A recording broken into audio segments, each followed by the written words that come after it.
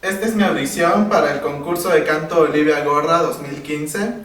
Soy Emanuel Paul Castellanos, tengo 30 años de edad, soy de Mérida, Yucatán, soy contratenor y voy a cantar el Nunca esperé muita coisa del Severino de Salvador Moreno y la elegía de los dibujos sobre un puerto de José Rolón.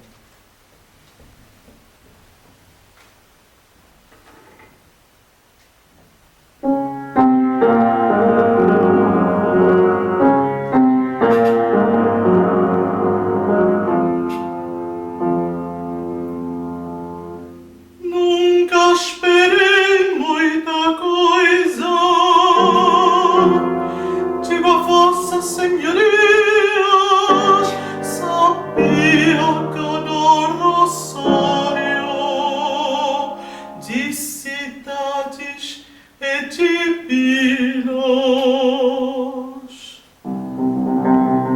que nas terras que